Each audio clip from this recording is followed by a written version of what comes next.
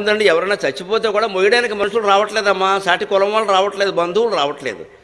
మా కోడలు నీళ్ళు వేసుకుందంట, వీడి కోడలు నీళ్ళు వేసుకుంటే శవం మొయ్యడానికి ఏమిటండి? పిచ్చి నమ్మకాలన్నీ పెరిగే పని లేకుండాను. అటువంటి సందర్భాల్లో అనాథ ప్రేత సంస్కారాన్ని చేస్తే చక్కని శిశువులు పుడతారు. ధర్మశాస్త్రం తెలిసి చెబుతున్నా, దయచేసి దానికి సహకరించండి, దయచేసి దానికి సహకరించండి.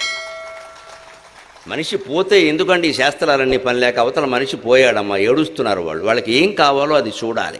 పూర్వకాలం వ్యవస్థ ఎలా ఉండేదంటే మా చిన్నతనంలో చూసేవాళ్ళం, ఎవరైనా ఇంట్లో ఎవరైనా పోతే పక్కింటి వాళ్ళు మొత్తం ఆ ఇంటికి సరిపడా అన్నం కూరలు వండి పట్టుకెళ్ళి కూర్చుని తినిపించేవారు.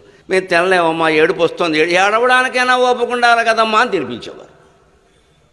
ఎందుకని అలాంటి ఏడుపులో వాళ్ళని వదిలేస్తే డిప్రెషన్లోకి వెళ్ళిపోతారు, ఏమవుతారో తెలియదు. పక్కింటి వాళ్ళు ఉండేవారు, కులభేదాలు కూడా లేవు.